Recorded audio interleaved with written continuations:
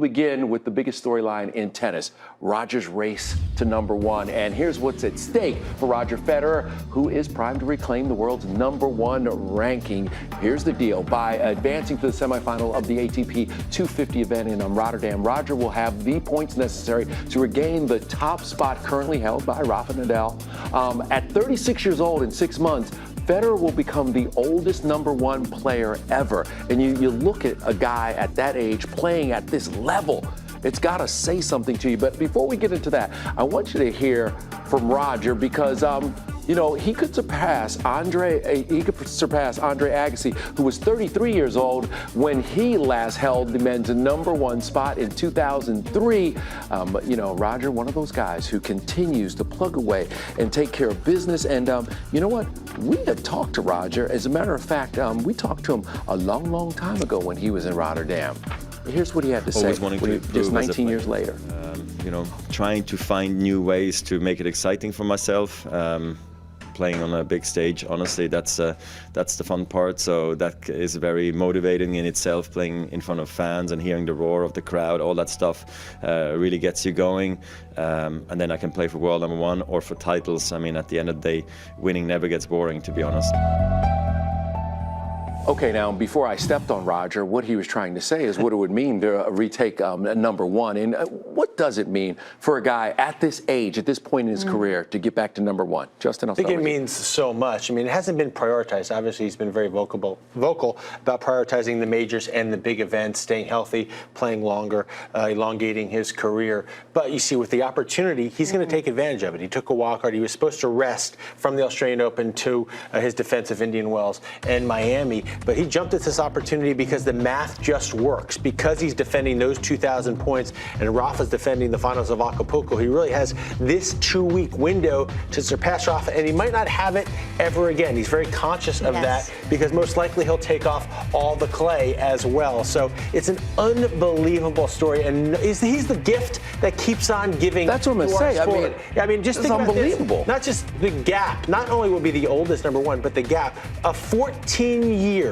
range for him being #1 if he gets it this week, and I think he will. Yeah, he said at the Australian Open he didn't want to talk about the possibility of regaining the #1 ranking, and he even said, I didn't think I was going to win the Australian Open again, but once he won the Australian Open again, and he said, I didn't win the ATP finals in London, so I thought I didn't have a chance of regaining that #1 ranking, but he won the Australian, and he said with my February kind of wide open, he was fresh after the Australian, he went to 1 5-setter, and that was in the finals.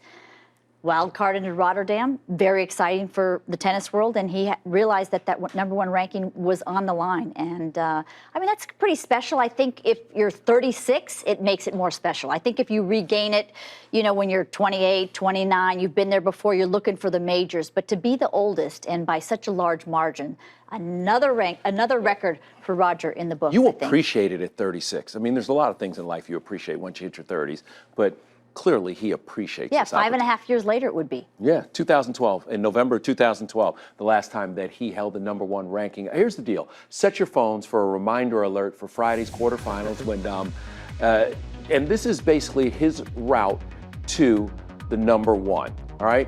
Friday's quarterfinals is the point where he can make history, and here are the guys that he most likely will have to go through, and everybody looks at Stan immediately, Justin, and says, well, he has to get through Stan Wawrinka. But what's very interesting is if you look at 2017, as great of a year as he had a few losses, and a couple of those losses were players outside of our normal consciousness. Tommy Haas. Lost to Tommy Haas in Stuttgart. He lost to Donskoy in Dubai. So he's got this. We talk about it all the time. The margins are small. First round, that's all he has to focus on. Ruben Bemelmans, a lefty from Belgium who's had some success playing Davis Cup. He's a dangerous guy. He's a shot making. He's got to keep it one match at a time. Keep it simple. Things that he does so well.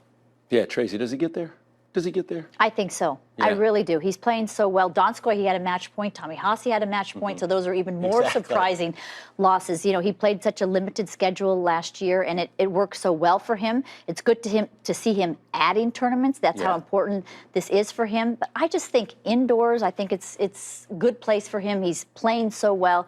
And Stan, that's the one person that people think, okay, but Stan, to me, isn't quite all the way back yet. Didn't play as well as he could at the Australian Open. He said going over over there. His knee wasn't quite ready, and last week lost early as well. Yeah, and it's been a great matchup for Roger against Stan, except everywhere, but really, really heavy clay, indoor conditions. I like that matchup if they get there. I actually think the familiarity will actually help Roger in that situation. But when they talked about Roger didn't really want to talk or think about the #1 ranking until he won the Australian Open, I can tell you one thing. As soon as he won it, he was thinking about it, because I sat next to Tony Gotzik on the flight home from Australia, and we were going through the math and how the points would come off and what round he would have to get to, and if he played Rotterdam or Dubai. So they were very conscious of it as soon as he knew that it was possible. He called Krajicek about a few hours after he won the Australian Open, and to warn him, I might want that wild card. And warn him to make sure that he, increased his budget. Yeah, hello. But I love it because Roger wants it, and that's what makes it great. That he wants that #1 ranking,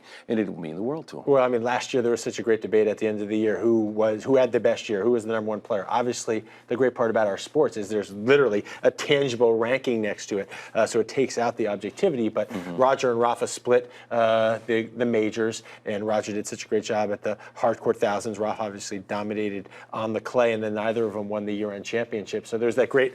That other gift that keeps on giving, the Roger-Rafa debate, who is better last year. Now, if he gets to #1 at this stage, I mean, it's another incredible milestone. You know, it's funny, you mentioned Rafa and Roger and that great rivalry. Well, does it seem like it's been 10 years since they had their 2008 Strokes of Genius showdown at Wimbledon? Yeah, all the way back in 2008. Well, Tennis Channel is producing the John Wertheim documentary about that great match. Roger Federer he isn't the only person. When you watch this, you will love this, because you will love this match and you will love the rivalry between these two great players. But by the way, now, as I was getting ahead of myself,